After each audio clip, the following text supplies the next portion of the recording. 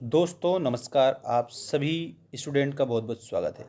यहाँ आप जितने भी हमारे साथ स्टूडेंट जुड़े हुए हैं इन सभी के लिए एक बात मैं बता दूं, आपकी वार्षिक परीक्षा 2024 के लिए इम्पोर्टेंट क्वेश्चनों की सीरीज हमने आपके लिए नोट्स के तौर पर हमारे एप्लीकेशन पर उपलब्ध करा दी है, कक्षा 10वीं 12वीं सभी के लिए। तो यहाँ आपको आज मैं बताने वाला हूँ आपके इम्पोर्टेंट क्वेश्चंस जो कि आपके हिंदी साहित्य से संबंधित है और हर बार परीक्षा में पूछे जाते हैं। 100% संभावित प्रश्न आपको इस वीडियो के माध्यम से देखने को मिलेगा। यहाँ देख सकते हो आप सभी, आपको हमारी एप्लीकेशन डाउनलोड कर लेना है। मेंस एजुकेशन ये हमारी एप्लीकेशन है, इसको आप गूगल प्ले स्टोर से डाउनलोड करिएगा। यहाँ जो हिंदी नोट्स है ये मेरे द्वारा बनाए गए हैं आपकी बोर्ड एग्ज़ाम को ध्यान में रखते हुए। देखिएगा, आज हम जानने वाले हैं हिंदी पद्य साहित्य का इतिहास। ये हिंदी पद्य साहित्य का जो इतिहास है इससे रिलेटेड जितने भी हमारे आईएमपी क्वेश्चन है, इंपॉर्टेंट क्वेश्चन है, सारे आपको मैं इस वीडियो के माध्यम से बता दूंगा। वीडियो को आप लास्ट तक देखेंगे। पहला प्रश्न है आपका इस प्रकार, रीतिकाल के हिंदी काव्य की प्रमुख प्रवृत्तियों का उल्लेख कीजिए।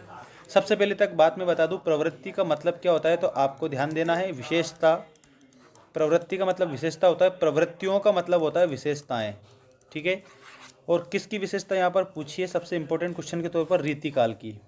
यहाँ आप उत्तर में बताएंगे रीतिकाल के हिंदी काव्य की प्रमुख प्रवृत्तियाँ या विशेषताएं इस प्रकार है। पहली विशेषता में आपको लिखना रहेगा श्रृंगारिकता।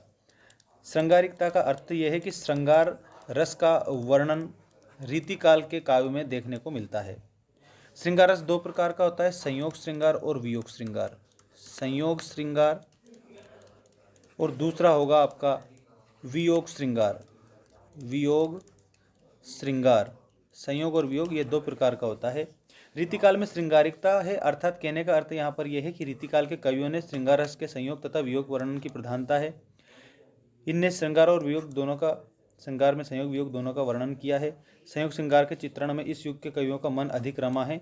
मतलब कहने का अर्थ यह है कि इसमें नायक नायिका के मिलन का वर्णन किया गया है। नायक नायिका मिलन का वर्णन इसमें ज़्यादा किया गया है श्रृंगारिकता को देखें तो।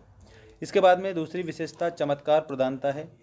चमत्कार प्रधानता में का अर्थ होता है आश्रयदाताओं को प्रभावित करने के लिए रचे गए जो जितने भी ग्रंथ थे वो चमत्कार पूर्ण थे, अर्थात चमत्कार पूर्ण काव्य की रचना इस काल में देखने को मिलती है। अगली विशेषता लक्ष्य ग्रंथों की रचना। लक्षण ग्रंथों की रचना भी हम कह सकते हैं। लक्षण ग्रंथ में याद रखना नायक नायिका भेद, अलंकार, छंद आदि की परिभाषा, उदाहरण आदि प्रस्तुत करते हुए लक्षण ग्रंथ रखे गए, लिखे गए। इसके बाद में अगली विशेषता ध्यान रखना है भक्ति नीति प्रकृति का चित्रण। इस कविता में भक्ति भावना, नीतिपरक उपदेशों तथा प्रकृति के विविध रूपों का अंकन देखने को मिलता है। अगली विशेषता है वीर रस। रीतिकाल में यद्यपि श्रृंगार रस की प्रधानता रही, फिर भी भूषण जैसे कवियों ने वीर रस का वर्णन करते हुए विभिन्न प्रकार की रचनाएं की है।